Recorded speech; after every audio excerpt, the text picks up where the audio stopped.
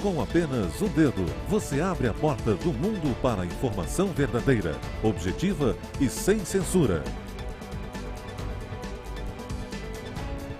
Com apenas um dedo, você se junta a esse compromisso.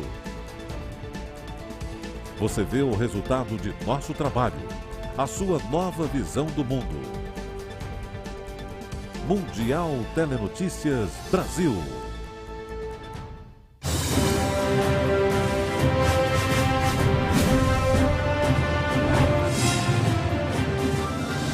Olá pessoal, começamos agora mais uma edição informativa do Mundial Telenotícias Brasil. Eu sou Paulo Echevarria, acompanhe comigo.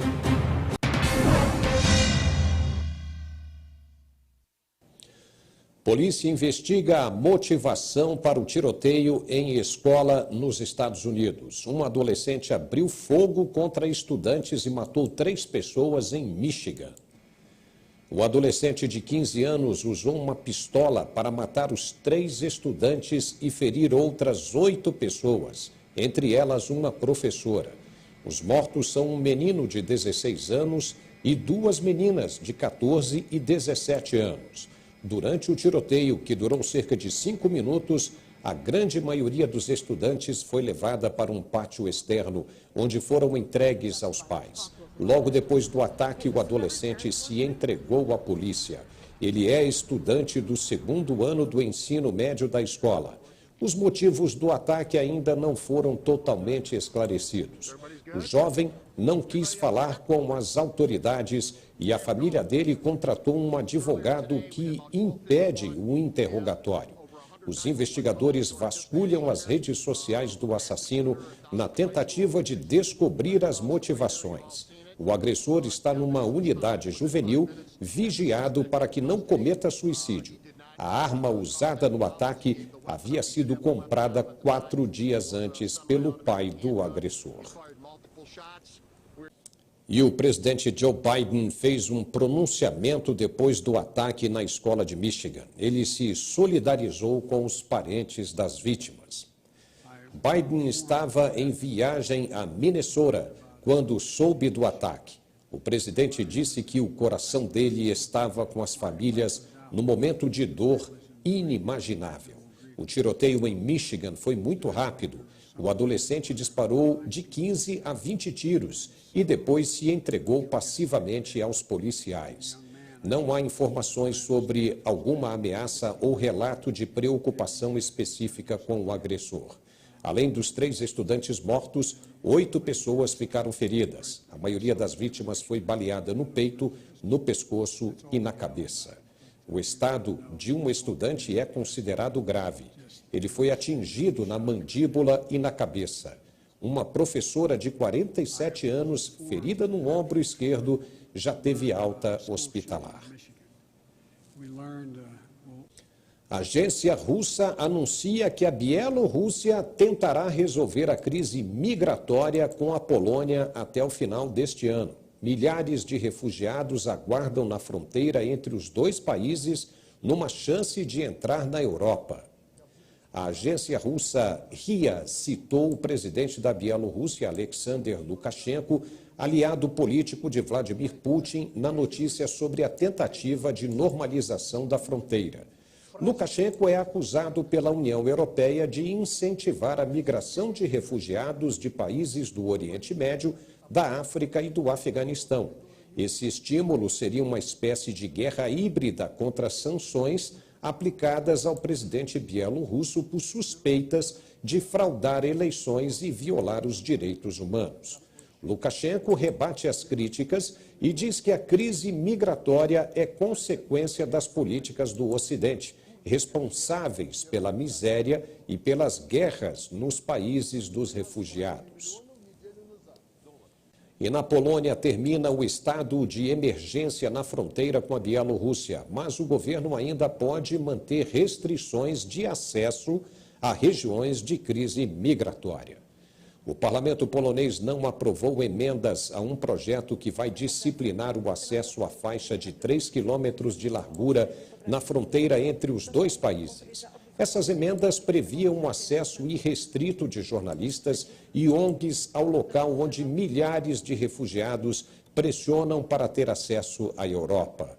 O projeto aprovado diz que a autorização de acesso será dada pelos chefes das guardas de fronteira. Os críticos da nova legislação argumentam que o Ministério do Interior terá muito poder para definir quem pode entrar na zona de conflito, enquanto o governo polonês diz que as regras vão estabilizar a fronteira. O estado de emergência foi decretado em setembro, no auge da pressão dos refugiados para entrar em território da União Europeia. E a Bielorrússia vai pedir auxílio nuclear a Moscou se a OTAN levar armas atômicas para a Polônia. A declaração foi feita pelo presidente Alexander Lukashenko à imprensa russa. Lukashenko se ofereceu para armazenar armas nucleares russas se o mesmo acontecer na Polônia. A OTAN diz que pode guardar armamento nuclear em território polonês caso a Alemanha não aceite este tipo de depósito. O presidente bielorrusso declarou à agência RIA que está pronto para receber as armas nucleares dos parceiros russos. Ele deseja instalar na Bielorrússia os sistemas de mísseis Iskander, com capacidade para carregar ogivas nucleares. Eles têm capacidade também para atingir alvos a 500 quilômetros de distância.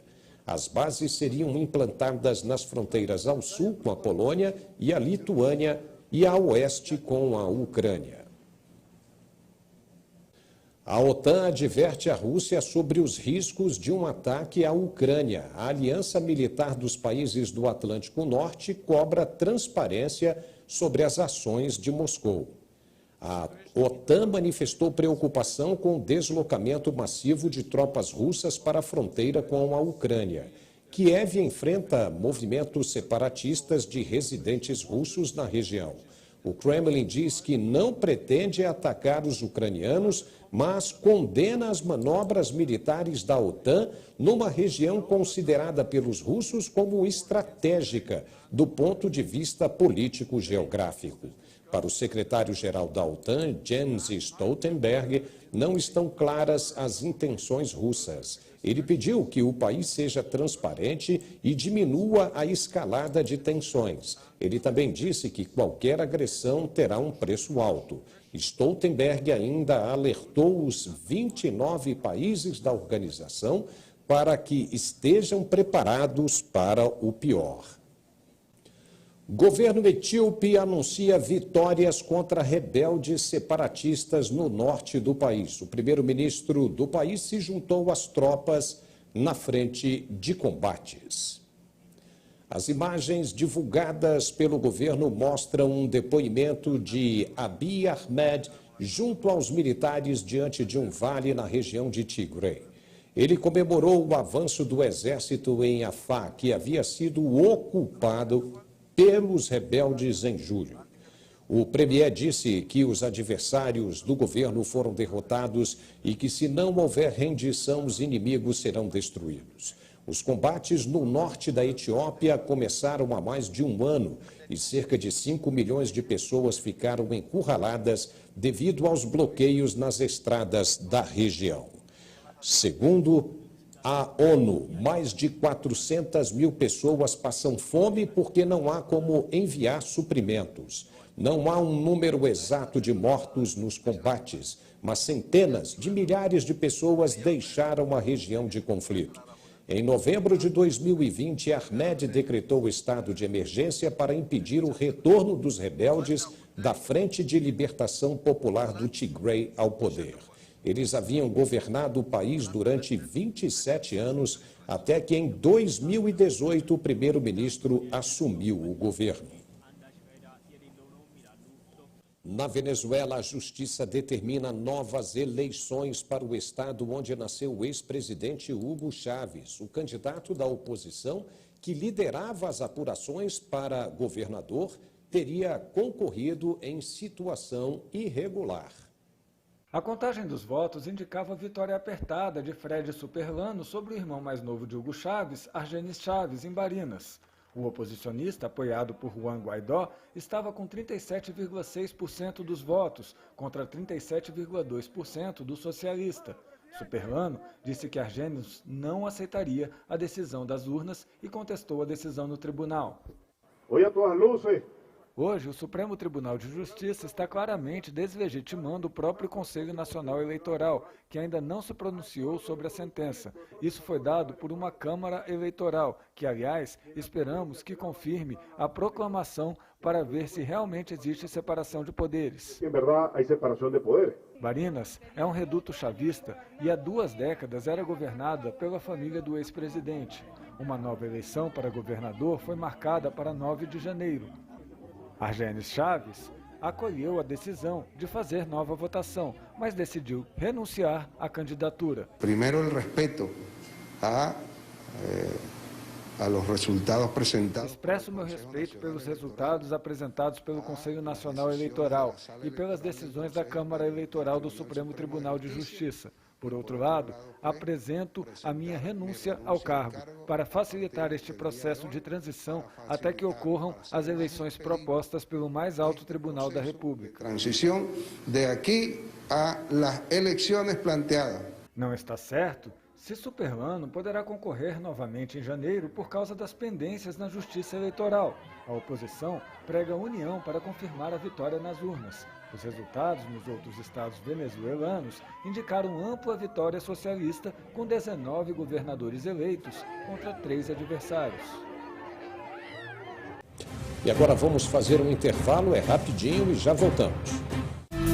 Quando você precisa saber rapidamente o que está acontecendo nos lugares mais remotos do planeta, só existe um lugar, em sua própria língua. Mundial Telenotícias Brasil.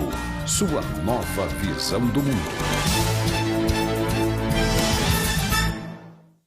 Você se lembra? A maior parte das delegacias do DF fechava justamente no período da noite, às 19 horas. Mas se o crime não dorme, o GDF não para. Com mais policiais e investimento em novos equipamentos, todas as delegacias voltaram a funcionar 24 horas. O GDF também reformou delegacias em todo o DF, como as da Ceilândia e da Estrutural, e está reconstruindo as delegacias do Lago Sul, Lago Norte e Taguatinga. Obras estão por todo o canto gerando emprego. Pode olhar. Para a segurança dos pedestres, o GDF já fez 445 quilômetros de novas calçadas em todas as regiões. Em Vicente Pires, 122 quilômetros de imensas galerias, 22 lagoas e 86 dissipadores de água da chuva estão garantindo a tranquilidade da população. São 1.400 obras já entregues ou em construção. A pandemia atrasou algumas, mas o GDF não parou. Trabalho de todo dia, o dia todo, para as pessoas e para as cidades. Foi-se um abraço, ficou a saudade de um grande amor. Oh, oh, oh, na família o sentimento maior que a dor. Decisão que muda a vida da gente. Emoção que se vê no olhar. Deixa a vida dar vida, se transformar. Esperança que a gente sente. Oh, oh, deixa o mundo todo saber.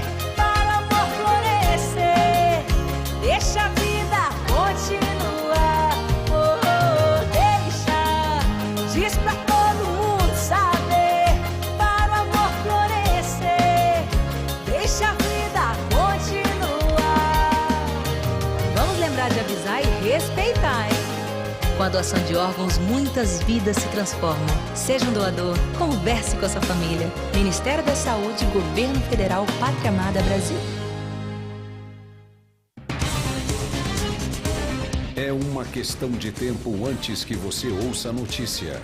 Depois de ouvi-la, você terá todas as notícias em nossa língua. Agora, existe uma nova visão do mundo e um novo lugar para acompanhá-lo. Mundial Telenotícias. O Brasil confirmou o 3º caso da variante Omicron descoberta na África do Sul. Trata-se de um homem de 29 anos que veio da Etiópia. Ao chegar ao país, o viajante foi testado e diagnosticado com a Covid-19. Os exames no Instituto Adolf Lutz, em São Paulo, confirmaram que ele foi infectado pela variante Omicron.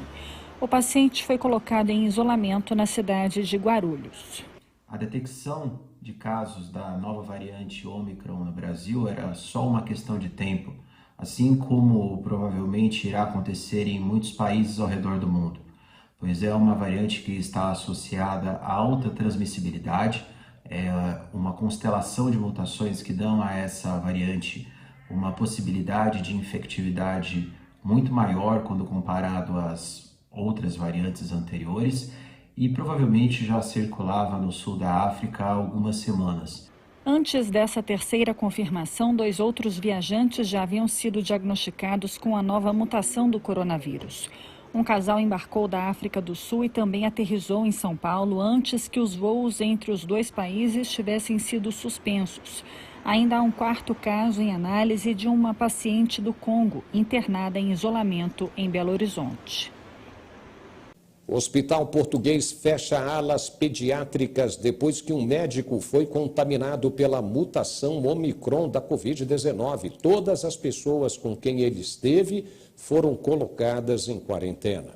No Hospital Garcia de Horta, em Almada, vizinha a Lisboa, as 2 alas permanecerão fechadas por 14 dias. As 28 pessoas que mantiveram contato com ele foram colocadas em isolamento e estão sendo monitoradas. O médico também trabalha no Clube de Futebol Belenenses, SAD, onde um jogador havia retornado recentemente da África do Sul.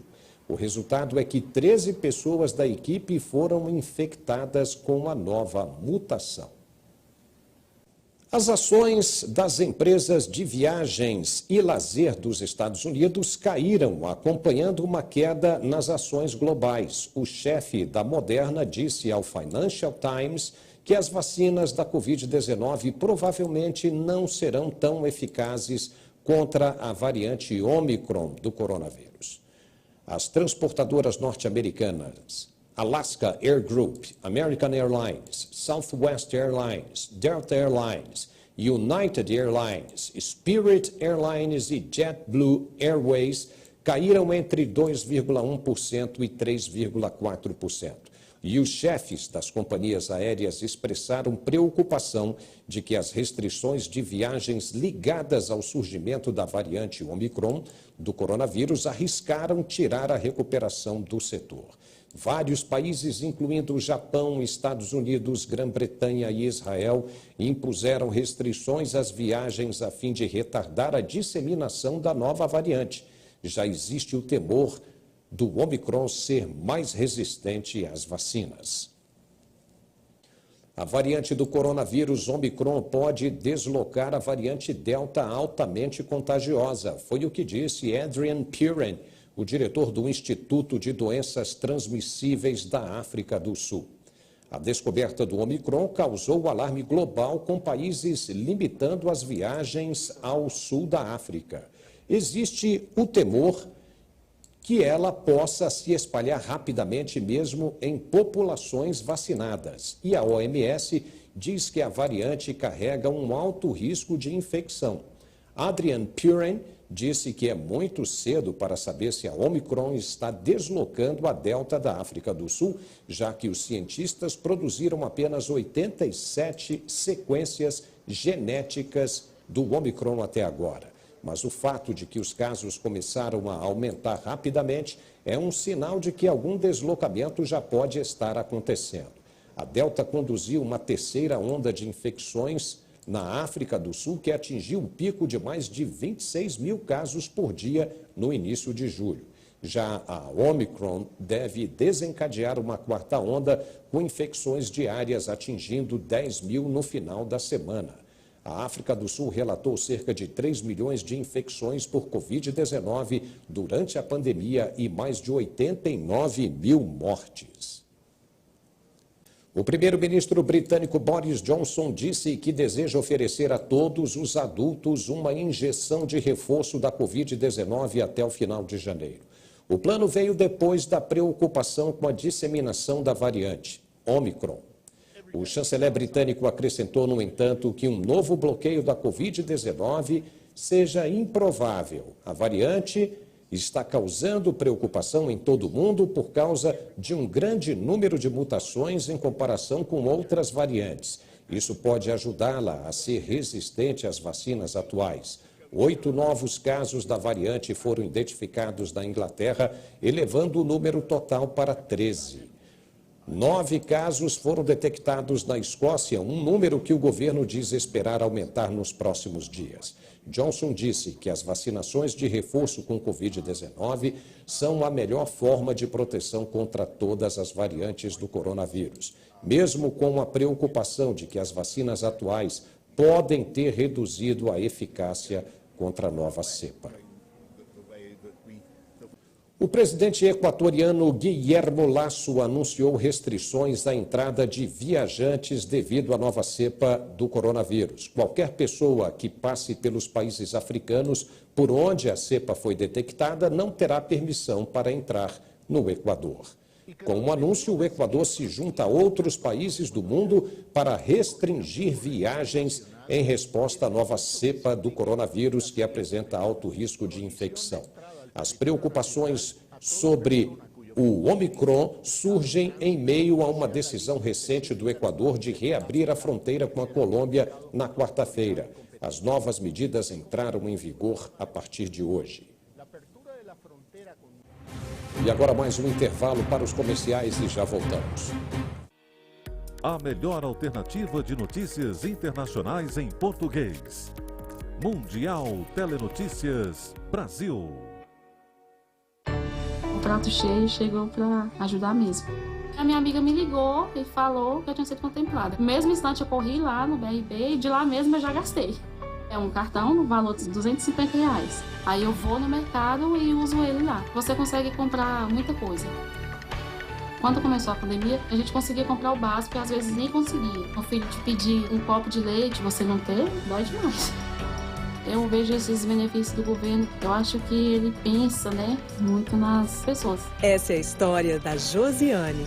É assim, com muito trabalho e auxílio nesses tempos difíceis, que o GDF está construindo uma nova história a cada dia, para as cidades e as pessoas. Para saber se você pode receber o cartão Prato Cheio, ligue 156, opção 1. Ou acesse sedes.df.gov.br. É tempo de renovação. Carta aberta de mãe para mãe. Ser mãe de um bebê é também conhecer um amor incondicional. É ter sono leve, pálpebras pesadas. É descobrir um novo nível de cansaço, mas também de afeto. É sorrir junto, chorar junto e tirar soneca junto. É amamentar, cuidar, preocupar, suspirar e suspirar de novo, só que de outro jeito. E depois de tudo isso, mesmo durante a pandemia, ainda ajudar outras mães com bebês prematuros em UTIs neonatais e que precisam de leite materno para se recuperar. Esse agradecimento em forma de carta é para você, que doa esperança. Um grande gesto que pode salvar a vida de quem mais precisa. Se você pode, doe leite materno. Qualquer quantidade doada faz toda a diferença. Ministério da Saúde, Governo Federal.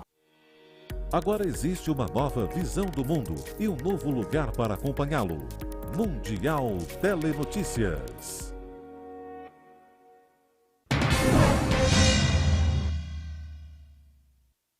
Uma série de pertences de Fidel Castro estão em exposição em um novo museu que homenageia o ex-líder cubano. O Centro Fidel Castro de Havana abriu as portas no 5º aniversário da morte de Castro. O governo diz que espera que o centro ajude a espalhar a mensagem de Fidel aos visitantes, tanto locais quanto estrangeiros. O centro mostra o legado e as ideias de Castro em várias salas de exposição, um anfiteatro, uma livraria, jardins e também uma extensa biblioteca. Fidel Castro, um ícone da Guerra Fria, que por 5 décadas resistiu às tentativas dos Estados Unidos de derrubá-lo, morreu aos 90 anos em novembro de 2016. Ter a oportunidade de que Tive a oportunidade, graças a este centro, de me aproximar da vida do nosso comandante, pelos detalhes do seu nascimento, das suas relações exteriores, de todos os momentos importantes do nosso país e também os momentos importantes que o mundo viveu. Estou encontrando tudo refletido aqui. E tudo isso lo estou encontrando reflejado aqui. O governo da Colômbia deve manter conversações com todos os grupos armados para buscar uma paz completa para o país andino. Foi o que disse o líder dissidente colombiano Iván Márquez, procurado por acusações de tráfico de drogas nos Estados Unidos. Márquez é um ex-comandante dos rebeldes das FARC, as Forças Armadas Revolucionárias da Colômbia. Ele ajudou o grupo a negociar o Tratado de Paz com o governo de 2016. Depois disso, acabou rejeitando os termos do acordo e pegou em armas novamente como chefe do grupo dissidente. Ele disse a um canal local de televisão que quer um governo que dialogue com todas as insurgências, referindo-se aos rebeldes do Exército de Libertação Nacional. O governo da Colômbia zombou dos comentários. O alto comissário para a paz, Juan Camilo Restrepo, disse em um vídeo que Márquez e seus seguidores são narcoterroristas e se dedicam ao tráfico de drogas. Cerca de 13 mil membros das FARC, incluindo 7 mil combatentes, aderiram ao acordo de paz. Já os grupos dissidentes contam com cerca de 2.400 combatentes. Eles lutam contra gangues do crime entre si pelo acesso à mineração ilegal e à produção de cocaína, sobretudo nas regiões de fronteira. Os Estados Unidos revogaram a designação do grupo Forças Armadas Revolucionárias da Colômbia como organização terrorista estrangeira. A revogação acontece 5 anos depois do grupo chegar a um acordo de paz com o governo colombiano. O acordo de paz de 2016 encerrou a participação das FARC no conflito armado interno de décadas do país andino, que deixou milhões de deslocados e mais de 260 mil mortos. O grupo não existe mais como uma organização unificada que se dedica ao terrorismo, disse o secretário de Estado Antony Blinken em um comunicado. Os dois grupos dissidentes que se formaram a partir das FARC, La Segunda Marquetalia e FARC-EP, ou Exército do Povo, foram designados como organizações estrangeiras, acrescentou.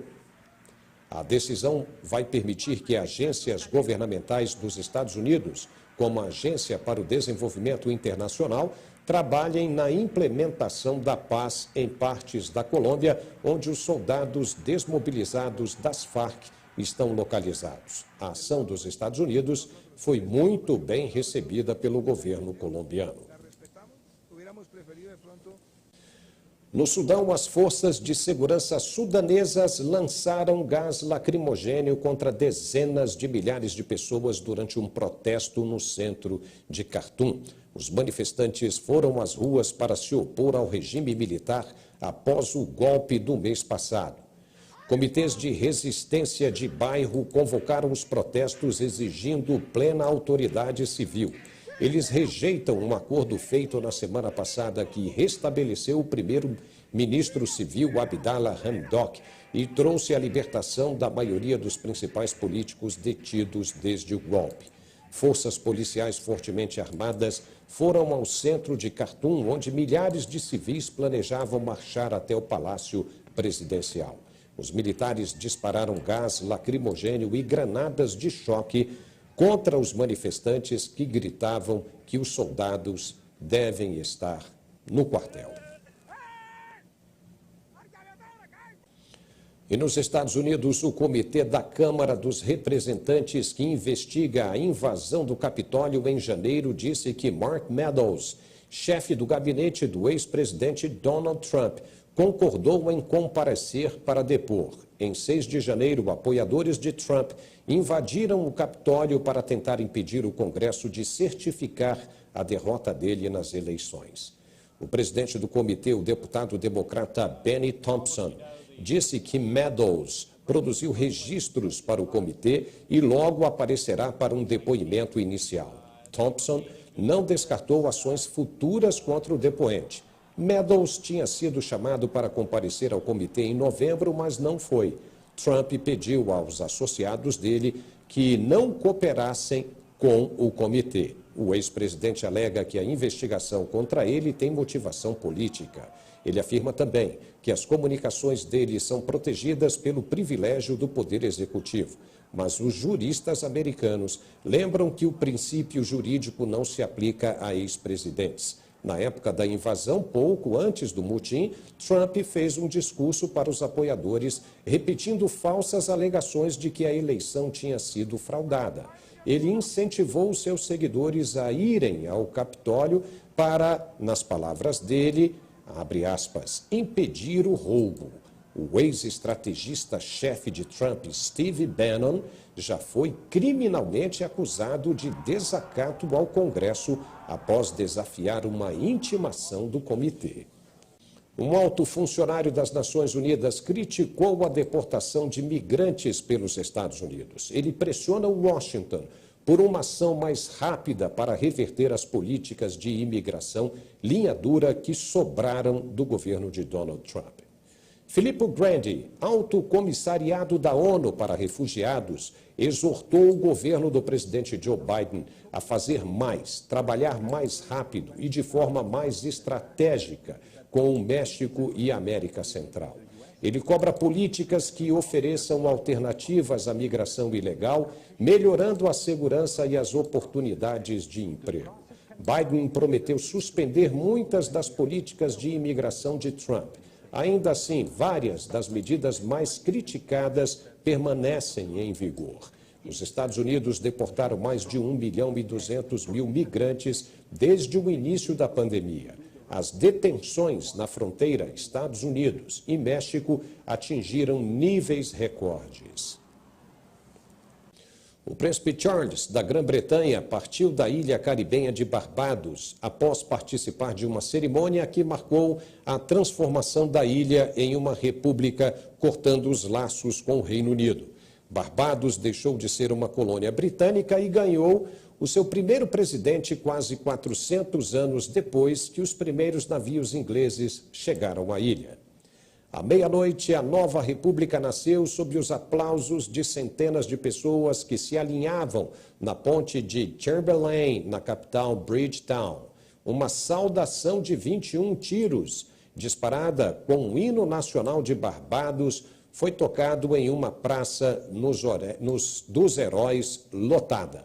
O país deixa de ter a rainha Elizabeth II como chefe de Estado. Elizabeth ainda é rainha de 15 outros reinos, incluindo o Reino Unido, Austrália, Canadá e Jamaica. A desvinculação de Barbados pode representar o prenúncio de outras ex-colônias, cortando os laços com a monarquia britânica. Na Inglaterra, a seleção feminina de futebol ganhou da seleção da Letônia por uma goleada de 20-0. A última vez que a Inglaterra goleou um adversário assim foi em 2005, quando derrotou a Hungria por 13-0. A Inglaterra lidera o grupo D com um máximo de 18 pontos em 6 jogos à frente da Áustria e da Irlanda do Norte com 13. Elas já marcaram 53 gols na campanha de qualificação para as finais de 2023 na Austrália e na Nova Zelândia. Tudo isso sem levar nenhum gol, deixando a goleira Mary Earps praticamente ociosa. Já a Letônia está em último lugar sem nenhum ponto, tendo sofrido 46 gols e marcado apenas 2 vezes em 5 partidas. Os Emirados Árabes Unidos derrotaram a Síria por 2-1 no jogo de abertura do Grupo B da Copa Árabe em Doha. O torneio acontece 12 meses antes da Copa do Mundo de 2022 no Catar, a primeira a ser realizada no Oriente Médio. Caio Canhedo colocou os Emirados Árabes Unidos na frente aos 24 minutos com um cabeçaço antes de Ali Saleh duplicar a vantagem 6 minutos depois com uma bola rasteira. Ward Aslan reduziu para a Síria, mas os Emirados Árabes Unidos que teve Mahmoud Khamis expulso no final dos acréscimos, assegurou a vitória.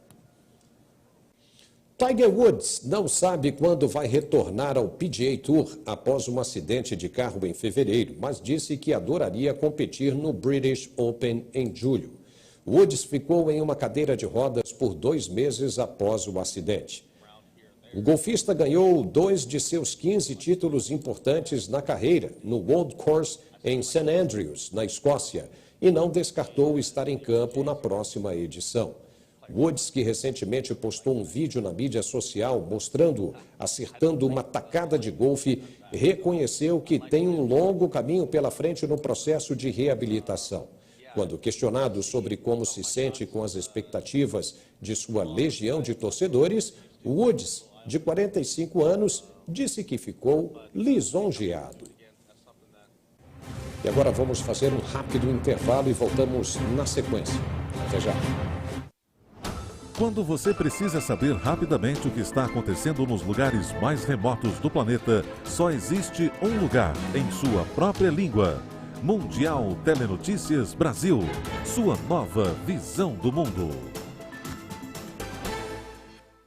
Está vendo essa imensidão azul? É toda nossa, até onde a vista alcança e muito além. O Brasil possui uma área imensa no mar. São mais de 5,7 milhões de quilômetros quadrados. É a nossa Amazônia Azul. É riqueza, é emprego, é ciência, soberania, é bem-estar, turismo, sustentabilidade. 16 de novembro, Dia Nacional da Amazônia Azul. Amazônia Azul. Nosso mar, nossas águas. É Brasil. Preparados. Sempre em prontidão. Os militares brasileiros estão prontos para defender o país. Integrando as ações das Forças Armadas, o Ministério da Defesa garante a soberania nacional, promove inovação tecnológica e, nos momentos críticos, assegura a assistência que o país precisa. Ministério da Defesa. 22 anos integrando forças pelo Brasil. O jornalismo tem uma cara nova e você, um novo lugar para acompanhá-lo. A melhor maneira de ver o mundo mais perto. Mundial Telenotícias Brasil.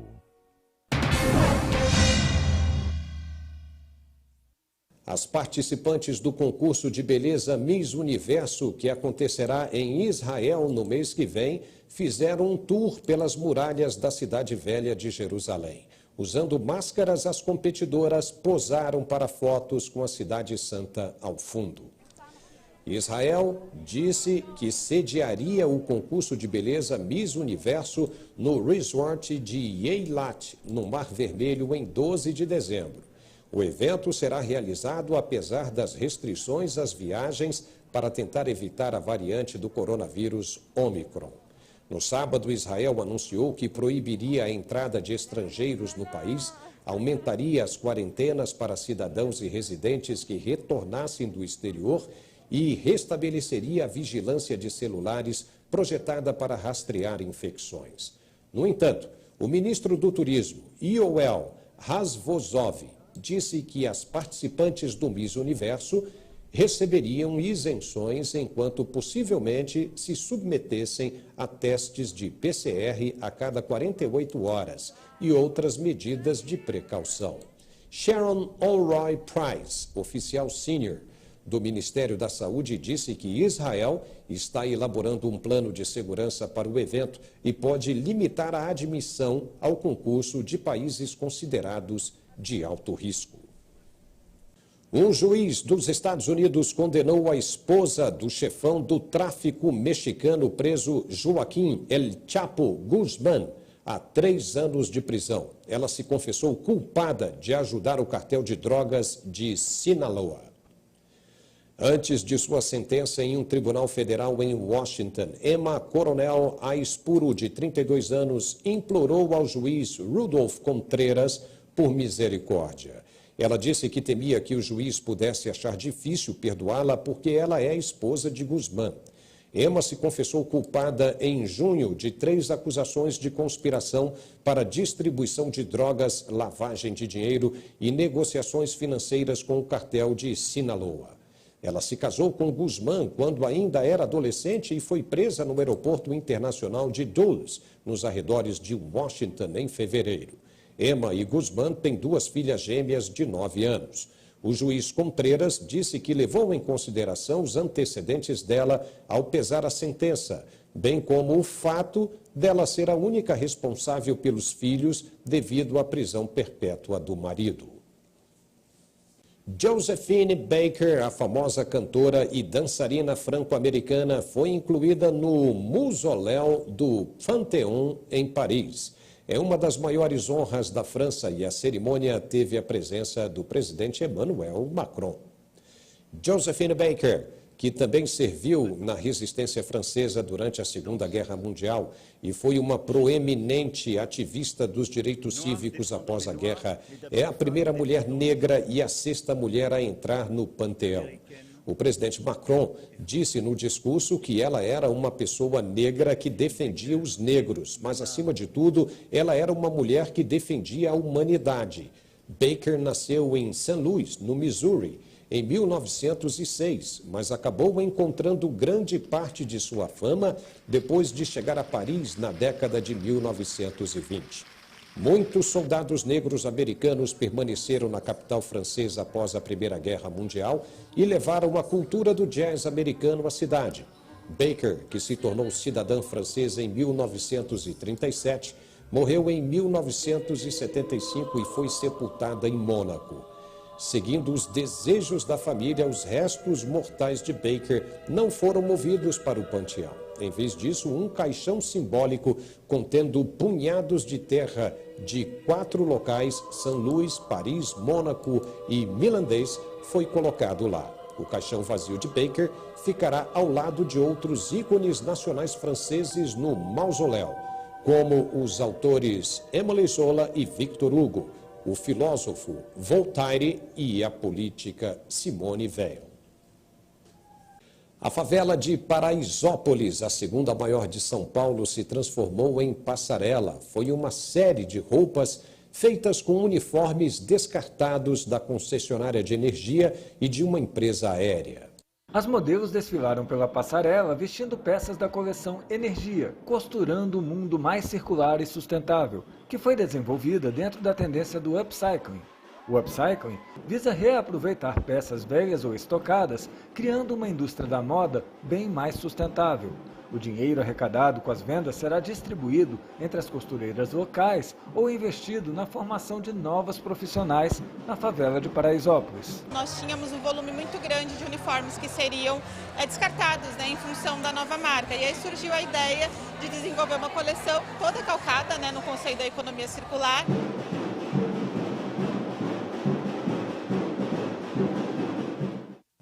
Os pertences pessoais do falecido designer Karl Lagerfeld, incluindo as almofadas do gato dele, serão colocados à venda em uma série de leilões que começa em Mônaco esta semana. Lagerfeld, que morreu em 2019, foi um ícone da indústria da moda, celebrado tanto por seu estilo pessoal quanto pelas criações para Chanel e outras maisons. A coleção de pertences que está sendo leiloada pela casa de leilões Sotheby's reúne peças do guarda-roupa pessoal do estilista, além de móveis, acessórios e arte que decoravam as inúmeras casas dele. Baús e malas elaboradas que Lagerfeld levava consigo quando viajava, 3 carros Rolls-Royce e um par de halteres cromados de propriedade do famoso designer preocupado com o corpo também vão a leilão. Após a etapa do leilão em Mônaco, de 3 a 5 de dezembro, a venda será transferida para Paris no final de dezembro e, em seguida, para Colônia no início do ano que vem. Uma nova exposição com fotos da falecida princesa Diana estreia em 3 cidades americanas a partir de dezembro. A exposição mostra a princesa falecida pelos olhos dos fotógrafos reais. Anwar Hussein é o fotógrafo real mais antigo e tirou fotos de Diana desde quando ela se tornou uma figura pública até a morte em 1997.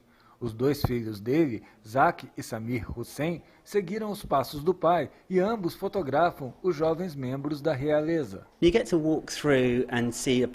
Você começa a percorrer e fazer uma jornada de como Diana progrediu ao longo da vida, de ser apenas uma garota tímida e inocente, para em seguida se tornar um ícone da moda e dos direitos humanos.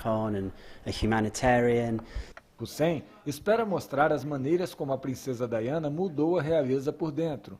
O pai de Zaki Anwar é amplamente creditado por capturar uma visão mais sincera da realeza desde que começou a fotografá-los. Zaki e Samir cresceram com a realeza enquanto acompanhavam o pai nos eventos reais. Zaki é visto na exposição caminhando ao lado da rainha Elizabeth II, enquanto Samir é mostrado rindo com o príncipe William. E por aqui encerramos esta edição do Mundial Telenotícias. Obrigado e até a próxima.